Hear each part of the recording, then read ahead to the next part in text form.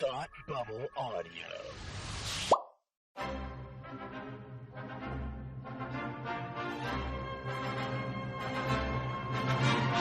Look, up in the sky. You will never find the more wretched hive of scum and villainy. Welcome to Beer with Geeks with Tim and Frank. Who are you? I'm Batman. I am Iron Man. Your friendly neighborhood Spider-Man. Hi, Christopher. I'm Nero. My name is Inigo Montoya. You're a wizard, Harry. A couple of guys with a couple of beers and a whole lot of pop culture nostalgia. Make it so, number one. Ladies and gentlemen, the Beatles. Name the dog Indiana. Life finds a way. I am serious. And don't call me Shirley. Now sit back and crack open a cold one, because it's time for Beer with Geeks. It comes in pints. Shaken, not stirred. Great Scott! I was way off. I knew it started with an S, though. Hi, and welcome to Beer with Geeks, where two geeks geek out with beer. I'm Tim, and with me, as always, it's my man who loves to suck blood. It's Frank. How are you today? Very nice. Right off the bat. Oh, good. Right off the bat. We did it again. You're good. You're fine, man. There it is. That's good stuff. Hey, Frank, how are you? Hello. I just flew in from Transylvania, and boy, are my arms tired. Ring the bell. That was a classic. Fatherhood, man. am I right? Anyway. Yeah, right. Finally have an excuse for the jokes I was totally going to make anyway. Right, yeah. The excuse is sleep deprivation? Mm-hmm. Because you're only... Or just being a dad now is the excuse for telling the dad jokes. I was going to say you're up when the sun is down, and you have to go to sleep when the sun is high. Crawl into your coffin. No kidding. Whatever. No kidding. Yeah. Well, Frank, we're here doing our Halloween episode a little bit early in the Halloween spooky season. But you know what? It's spooky season. Spooky. So whatever. Spooky. But there's some big stuff happening later on in the month that we want to talk about. So we're going to do Halloween early so we can stay current and popular and stuff. But first, Frank, we love Halloween. We love spooky season over here. And by love, I love it. I don't really know how you feel about Halloween. It's fine, right? I like Halloween. I do. Okay, good. Yeah, right on. Yeah. What do you actually like about Halloween before you even tell me what beer you're drinking? Why Halloween? Candy. Right on. I can get behind that. Costumes and candy. I was actually just talking to a friend of mine. He has a 2-year-old daughter, and he was telling her about Halloween for the first time. He's like, there's a big holiday coming up in which you say trick or treat and people give you candy. And she was like, what? Like, for free? What magic is this? So that's going to go over super well. Yeah. I'm sure. Yeah. But Frank, what Halloween themed beer are you drinking this evening? Yeah, I mean that's another reason that I enjoy Halloween is the beers. And hey, you know what? It is not October, it is not Halloween without a Shipyard Pumpkinhead. It is not. You are correct. The Shipyard Pumpkinhead has one of my favorite monsters of all time on the Yes, it does. I know this about you. Yeah, the Headless Horseman, even though he's not actually headless in the Pumpkinhead because he's wearing the head. Yes. The pumpkin has a head. It's fine. Don't worry about it. He's supposed to throw it, but it's not a big deal. It's fine. He's wearing the pumpkin head, but he's holding the beer. So yeah, he's got to hold the horse reins. So he's got to hold the horse reins. Yeah. So come on. What you want a three-handed headless horseman? That's just ridiculous. Now, come on. Ridiculous. Come on. No. Realism. Yeah, exactly. Realism with my headless horseman, please. Exactly. Thank you. God, keep it dark and gritty. I want the Sleepy Hollow gritty reboot. Yeah. I think I've seen that many now times darker already. and grittier. It's so dark you can't even see it. The womb never cauterized. It just keeps oozing. Oh, no. All right. Anyway, that sounds terrible, but what does not sound terrible is my Halloween-themed beer, which comes from the Lone Pine Brewing Company from Portland, Maine. I know you're familiar. This is their I don't know why all of a sudden I'm from Wisconsin. I don't know where that came from. This is their Carnival of Horrors Pumpkin Imperial Stout. Ooh. I know. Pumpkin Stout. Right? I'm going to say that again. Carnival of Horrors Pumpkin Imperial Stout. It is brewed with pumpkin pie filling, maple syrup, brown sugar, cinnamon, nutmeg, ginger, allspice, and vanilla. Isn't that nice? That sounds incredible. That's an amazing looking label. Mm-hmm. I love everything about this. Have you had this before? Or are you trying? No, I'm going to open it. I'm going to open it first time. Yes. Here. I just got it today. Like, I'm very excited, and I am going to read the back because it has one of the greatest quotes of all time from Peanuts, from Linus. Here we go. I got it. There are three things. Yeah, right. No. There are three things that I've learned never to discuss with people: religion, politics, and pumpkin beers. Nice. Carnival of Horrors is a menacing Imperial Stout brewed with pumpkin pie filling, maple syrup, brown sugar, cinnamon, nutmeg, ginger, allspice, and vanilla, and is definitely worthy of a straitjacket. Unfiltered, unpasteurized, because all good things are wild and free. Mm-hmm. Good stuff. Mm-hmm. Good stuff. So anyway, here we go. That was a good crack. ASMR. Oh, man, that's so good. Wow. Does it taste like pumpkin pie? Hold on. I need to take another sip. Vamp while I drink. Ah. Vamp, I want to drink your beer. Ha, ha, ha, ha, ha. That was not intentional. That was really by accident, but I'm glad you really rolled with it. It's got a bit of a pumpkin taste. It's definitely, I definitely get the brown sugar, cinnamon, maple syrup. Like, I can get almost a flavor of all of them without losing its stoutness. Aha. So it's still definitely a stout. Okay. Everything they label that it's made with is an undertone. Gotcha. Okay. So it's stout first, all the other flavors second. I think the nutmeg might be the strongest thing. That's interesting. What I'm tasting the most of. Unusual, but that unusual. Could be me. I'm ultra sensitive to nutmeg, though. I see. Yeah, I don't know why it called me names when I was little. Oh, I'm sorry. Yeah, it's tough. Yeah, never really recovered from that tragedy. Meg is not the easiest to get along with. No, she's not Meg. Man, what a nut that Meg. So, Frank, we're here to get literary on your butt, on people's butts. Frank, you know that I'm a English teacher. You know this about me. What? This is brand new information. We care about each other's lives and stuff. So, Frank, I teach my students, hopefully, a bunch of common symbols that crop up in literature all the time. Sure, like the copyright symbol, a dollar sign. Yeah, exactly. Yeah, okay. Exactly. All rights reserved. Exactly. Yes. Yeah. Yeah. The little TM. Fun.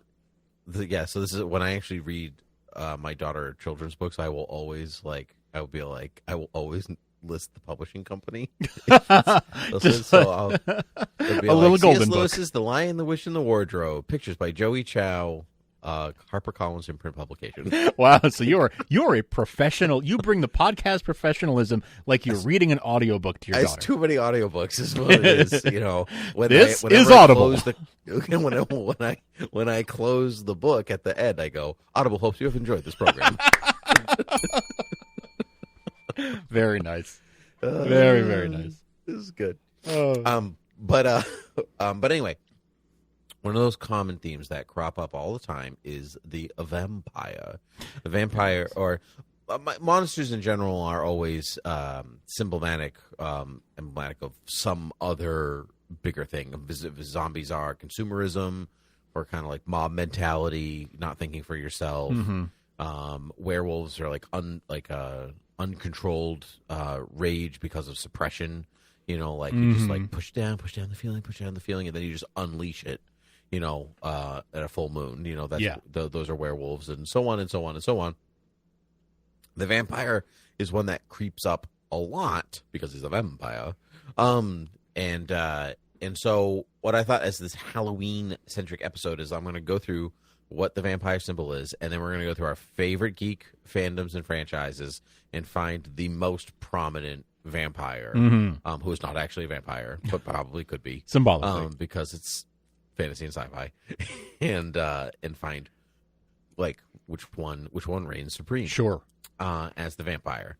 So this is how it's going to work. Let me tell you about the vampire first. So the symbol of the vampire, instead of like a vampire is just out to, they're out to suck your blood, because they need hemoglobin or whatever their reason is. The point of the vampire is they become powerful by diminishing your power. So they are at their strongest by making you weakest, and they prey on those who are susceptible to those kinds of feelings, because they revel and become, well, I would say more powerful again, but I'll say it anyway, more powerful based on your diminished feelings. So I'm going to give you an example that is not a geek or fandom, so we know where to go with. Regina George from Mean Girls is a vampire. Great example. Because she preys on the weak that are her friends, her boyfriend, and whatever. And part of being a vampire is turning your victim into a vampire. And so what does Regina George do? She turns Katie Heron into a vampire. Yes. She becomes the very thing she is fighting against. And so she also then, by accident, or whatever, but starts to diminish others to raise herself up. And Great example. That is a vampire. Yeah, thank you. That example won't be good after, like, when that movie becomes, lost to history all of a sudden. But for right now, it works. It works great. It works great. So that's the vampire. So I'm going to say let's start with a super easy one, and then we'll go from there. Who's the vampire in the original Star Wars trilogy? First 6 movies. No, let's do all 9. Let's do the Skywalker saga. Who is the biggest vampire in the Skywalker saga? The Emperor. The Emperor, indeed. Emperor Palpatine. Explain why. In order for him to succeed, to paraphrase Donald Gleason's character, in order for him to succeed, he needs everyone else to lose. He wins by literally by tearing down the entire Republic. He needs the Jedi to go away. He needs all of that to go away. The entire old way of the galaxy doing life, he tears down for his own improvement, his own benefit, literally because he wants unlimited power. So he does all of that. Say it right. He does unlimited. He does that to the entire galaxy. He does that specifically to Anakin Skywalker, taking everything away that he loves, and putting ideas in his head, making him more paranoid about the Jedi than he already was, making him or tempting him with the powers to save his loved one, all of that stuff, to make him subordinate to him. Okay. I think what you kind of nailed right there is not just generally the galaxy, but he's also specifically a vampire to Anakin Skywalker. Because you could kind of make a case in some ways that the Jedi Order is a vampire to Anakin too. Like they kind of sure, yes, you can make that case. Yes, his life is like his hopes, his aspirations, his dreams, like whatever, all these things. But it's the Emperor that makes that happen in a big way, and then turns Anakin into a vampire himself. Like Anakin also, like through becoming a part of the dark side, breeds on fear, right? Or he like lives off of the fear of like that people have from Darth Vader. Exactly. That's right. So that I think that was a low ball one. Yep, I think that was a pretty straightforward one, for sure. Yeah. Okay. You pick a franchise. You pick a franchise next, and see what we can pull from that. Okay. I'm gonna go with. I could go with something very, very obvious, but I'm actually I'm gonna go with Star Trek, the original series movie franchise, or I guess anything in the original series, including the movies. Oh my gosh, anything in the original series, including the movies.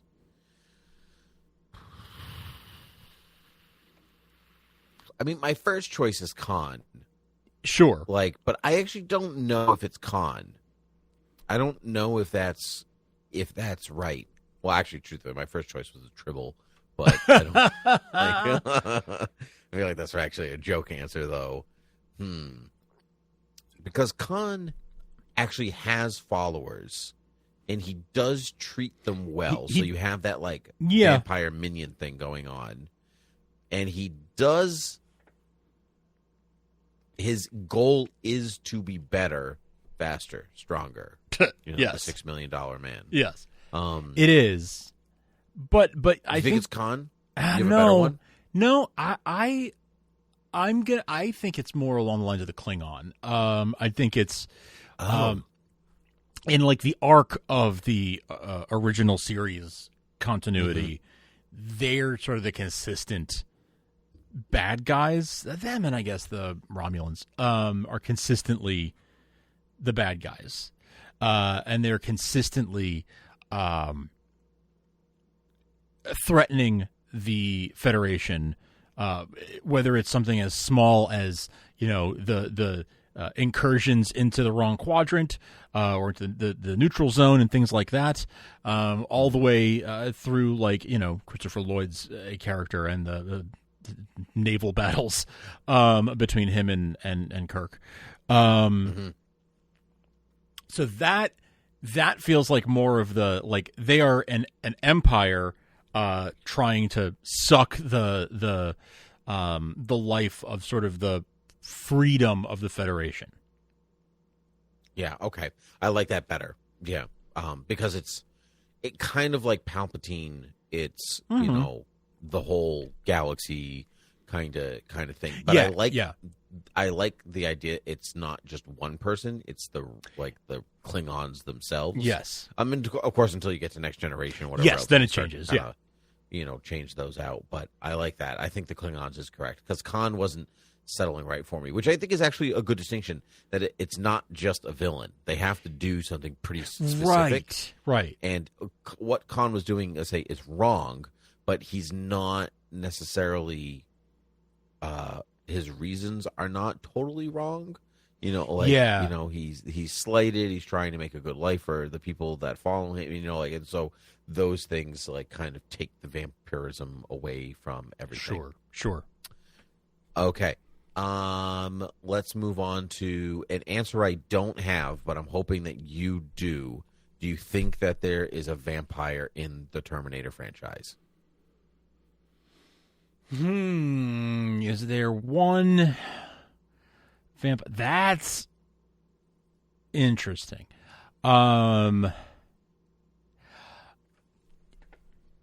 Is there one person? It's such a collective thing, right? Because it could be Skynet itself. Skynet is the closest thing, but it's not even. It's not a. I guess it's Skynet. So it doesn't it doesn't. I don't think it has to be a person. So, for instance, you're not a Lord of the Rings guy, but if I was to say who's the vampire in Lord of the Rings, it's the One Ring. It's not really Sauron. It's not Sauron. It's the ring. It's the ring itself. And what the ring does and what the ring is doing. Yep. And so Skynet is sentient, and so kind of like the Matrix, which you could also argue that the AI in the Matrix is also the vampire. Yeah. I would you could actually argue that the vampire is not Skynet itself, but Cyberdyne, the company that made it, because in their search for or their thirst for the ability to create this neural network that like I almost compared it to another franchise, but we might talk about that later, so I don't want to do that and burn that. But they are too clever for their own good and create something they can't control, and it ends up being the end of humanity. So I would argue Cyberdyne is sort of the vampire, because they created Skynet. Their hubris is what got humanity into that situation. Yep, I would take that. I'll take that as an answer. I like that very much. Switching gears a little bit. Actually, do you want to do yours? The one that you said. Yes. You didn't want to spoil in case we got to it? Yes. Do that one. Jurassic Park. Oh, that's so interesting, because I had that one in my brain, and I was like, ooh, maybe Jurassic Park, but then I actually had a hard time thinking of one, because if you think of Jurassic Park itself, like just the singular movie, yes, I would say that there maybe isn't a vampire outside of Biosyn. Yeah, maybe, Biosyn. Which is like the unknown entity. It's the company that wants to get the dinosaur embryos from InGen to do their own, and so they don't necessarily care like who gets hurt in the way of like their rise as a business. And then of course if you look at the whole franchise and all movies, and that actually comes right back around to the last one. And so to Dominion. And it would be, I think, Biosyn in that one. Yes. You could, I think, make the argument that John Hammond is but is he he a doesn't vampire? know he's a vampire, but I don't really like that, because he does have good intentions, and that's not really the point. Right. It could be Dennis Nedry, if I had to like really think about it. Oh, yeah. Just in that movie, because he is intentionally putting people in harm's way. Yeah. To get out, to gain something from something, but his is a greed. It's not really like a need or desire. He's not preying on people. He probably is a weak person himself. And so it's tricky. That's a really tricky one. Did you have somebody in mind when you thought of Jurassic Park? My thought was Biosyn. Just more broadly was Biosyn. Yeah, right on, Biosyn. Right? It just, that strikes me as the but that's in the first movie and maybe in the franchise as a whole. But in Dominion, it's very clear that it's the CEO, Dodson, something like that. Dodson. We got Dodson here. Yeah. So that he's very clearly it's all about greed. It's all about profits. It's he will keep it all a secret. He'll do whatever he has. He's literally deleting files off the computer, right, to clear his own name, because he doesn't care. As long he has to, he can't take the blame. He needs to make it look like he had nothing to do with it when it comes down to it. So I feel like he's really he doesn't have pure intentions, whereas Hammond does have good intentions, just misguided. Yep. Yeah, I agree. This is going to get tricky because of the breadth and scope of it, but let's talk about the MCU. Yeah, okay. I was thinking about this. Arguably there's a lot of vampires in the MCU. Morbius, it's Morbin time. Yeah. So, Blade. I wonder, Blade, of course. But you wonder who the biggest one in the MCU is, because there's a lot of it. So Obadiah Stane in Iron Man is a great vampire, right? Yes. He quite literally sucks the life out of Tony at one point. I'm sure there's actually characters that actually really do suck the life out of people more explicitly than that. So the Red Skull is a vampire-esque character in some way. I'm sure there are more. Actually, Gore is a great example of a vampire from Thor: Love and Thunder. Yep. But I don't know if they're the best vampire in all of the MCU. Do you have? Actually, you know what I got to do? I'm gonna I'm going to use a lookup. Okay. You keep talking. So my mind goes to the Eternals. Oh, Dark Horse. Dark Horse. I'm not saying best, but like the most. I think maybe the clearest example of a. Yeah, I think the clearest example of villains are like the Celestials. Who were the? I don't even remember. I kind of blacked out a lot of that movie. Arishem the Judge, I think, is what you're talking about. Yes, the I Eternal guess. Celestial Space Robot Daddy. Yes. Like they were. It turns out behind everything, always, forever in the MCU, going back thousands of years. Right. And they are. That's actually a really good point. And they're sucking the life out of planets. To create, to hatch these Eternals. So the whole like using a planet as an egg to hatch is literally sucking the life force out of an entire world. Wow, actually, yeah, you really actually you make a really compelling point there. Like just in large scale.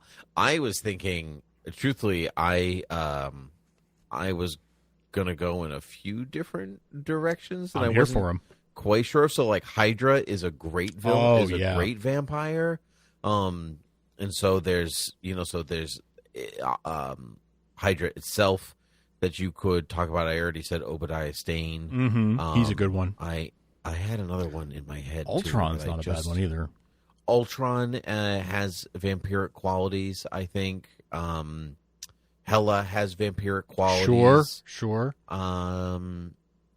Even Wanda, actually, in some ways, has a bit of yes. Wanda is kind of vampiric. Obviously, evil Wanda yes. from Multiverse of Madness. Green Goblin has vampiric qualities. Mm-hmm. Early Loki. Yes. Has kind of that vampiric quality. Oh man, I had another one and I completely lost it. I mean, Thanos is an obvious one. Yep, Thanos. Thanos, Kingpin. Oh man, what was the other one that I was just thinking of? It's going to drive me crazy. Stanley. Keep talking. I gotta. Stanley, that vampire nonsense. Ego. From sure. Guardians of the Galaxy Volume 2. Sure. Yes, yeah. Big time. Yeah, that was the one I was trying to think of. But I think based on, if you're going like full universal scale, it's the Celestials for sure. Yes. Like their whole modus operandi is is vampiric in nature. Yes. Yeah, exactly. And so, yeah, but I don't know if it doesn't have the emotional weight, because it's so true. large. No, that's true. I think that was the flaw with the movie. That is true. Actually, yeah, I think that's its own topic of conversation. Exactly. So, maybe Ego in that way, then, or one of the other ones I mentioned. So, but they're it's like I said, it's hard to narrow down because it's huge scope. It's not like Star Wars where you can trace everything back to Palpatine, right? So that's a given, but you can't really do that in the MCU except with the Celestials. So actually, I think you're right. I think it is the Celestials. I think they win. Yeah. Wow. I really didn't expect the Eternals to be in there, but here we are. I did not expect them to be. I did not expect tonight to end with me being glad I saw that movie. Got him. I'm going to do two to wrap up here. Let's go DC. Our favorite heroes, Batman and Superman. Who do you think the biggest vampire is in Batman? Any just comics? Could be Vampire Batman. Biggest vampire in Batman. In Batman, in the Batman family? Is that what you mean? Yeah, because I don't want to do like I don't want to say like just Michael Keaton films or oh DC yeah, or whatever. Yeah. Like that's too restrictive. So let's just say Batman villains. It feels obvious. I think it's the Joker. Yeah, I mean the Joker's the first thing that comes to mind, but is he the most vampiric? I don't know. His whole thing is he gets his jollies from diminishing others. Even his relationship with Harley, like that abusive relationship. Yeah, that's vampirism. And so I think he does kind of even like that kind of stalks the night. His whole being a psychopath thing basically makes him vampiric. Yeah, it's a fine line between vampirism and psychopathy. Yeah, there is. But there really is. But I think. I mean, there are other characters. There are other Batman characters that I think fall into that category. Yeah. I think actually Hush falls into that category really well. Like that's a great vampire character. You could make an argument that Bruce's trauma is a vampire character. Ooh, or even Gotham City itself is vampiric. And so there's you could really Gotham. Wait, you could do a deep dive. I love the idea of Gotham as the vampire. That is actually maybe. Yeah, I think maybe it is Gotham because it's the kind of the sum of its parts, and it only exists the way that it exists and thrives is off of the pain and diminishment of other people. Yeah, interesting. Yeah, and it is the kind of thing that you could say Arkham, but maybe it is Gotham. Yeah, no, but I think it's Gotham and Arkham is almost the organ that makes it happen. But I feel I think Gotham, because think about Harvey Dent. It chewed him up and spat him out and turned him into a villain, right? It turned him into a vampire. Mm-hmm. Everybody who goes there gets turned into something. It's that's true. Actually, like I said earlier, part of being a vampire is the creation of other vampires. Exactly. And so turning and they all, even Batman has vampiric qualities to them, and so just by the nature of kind of being there. So yeah, I want to say it's Gotham, which is not the direction I thought I was going to go. Yeah, we ended on that one. What a way to end. Love that. Did you have one more? Yeah. I was going to ask you about Superman. Who do you think the vampire is in Superman? I mean, you could say Lex Luthor. It's obvious. It's obviously Lex, but Brainiac has a good. I think there's it might be Brainiac. A case to be made for Brainiac for sure. Yeah, it depends. Yeah. I guess it's kind of like the MCU, where it's there are many vampires on different scales. On a smaller scale, it's Loki, and then it builds up to Thanos, and then it builds up to the Celestials. In the same way with Superman, it's Luthor on the earthly metropolis level, but then it's Brainiac on a bigger global, universe level. So I feel like it's kind of either one of those two, depending. Did you have another? Who do you think the biggest? I was going to say, Joe, who do you think the biggest Superman adjacent? Who do you think the biggest vampire is in Smallville? It's obviously season 4 episode. Whatever. No. Episode. Yes. It's Lana. Lana is the biggest. Or Buffy Saunders. Is the biggest vampire. Yes. Oh, that's good. Hey, I've got a bonus round one for you. Oh, okay. What We Do in the Shadows. Well, who's the biggest vampire in What We Do in the Shadows? Oh man. Peter? Okay. Because he actually makes them all vampires. This is true. It's probably Vlad. Actually, Vlad. I think it's Vlad. Out of all of them, because he's he kind of pulls everybody into his madness, and so I don't know if they would be as wild if it wasn't for the way that he kind of lives his life and being one of the oldest ones and that kind of thing. Okay. That's all valid. Yeah, I think it might be Vlad or although Deacon, it's not Taika Waititi's character. It's not. I forget. It's not him, but it could be Deacon. Okay. I don't watch the show, so I can't answer questions about the show. My answer is from the show. Oh, okay. Please continue. My answer is Colin Robinson. the energy vampire. Oh yeah, totally. It is. He's one of the best characters. I love this actor. He's fantastic on The Office too. And Mark Proksch is his name. But yeah, Colin Robinson, his character is he's just a regular dude, but it's a regular boring dude who is an energy vampire. Literally, he just sucks the energy out of whatever room he's in by being as boring as possible. And that is his source of energy. So I'm going to go with Colin. That's perfect. I think that's perfect. That's also a great way to end. There we go. I think Lionel Luthor is a bigger vampire than Lex Luthor. Ooh, okay, yeah, in Smallville, yeah. Yeah, in Smallville, yeah. That's my take on them. But yeah, no, Frank, this was a lot of fun. Tell the people where they can find us. You can find us at thoughtbubbleaudio.com or beerwithgeeks.com. You can find all the episodes and all the show notes there. Go back and listen to all our old Halloween episodes. There's a search feature at beerwithgeeks.com that makes that really easy to do. You can find us and subscribe and review us or rate us in any podcast app. Spotify or Overcast or Google Podcasts or Amazon Music, whatever.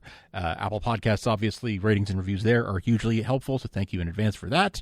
And you can support us by throwing a couple bucks our way at patreon.com/thoughtbubbleaudio. But that is our spooky Halloween episode. Spooky. Scary. Anyway. Oh man, good stuff, Frank. A pleasure to talk to you as always. And yes, so sir. Until next spooky time. Cheers. Spooky.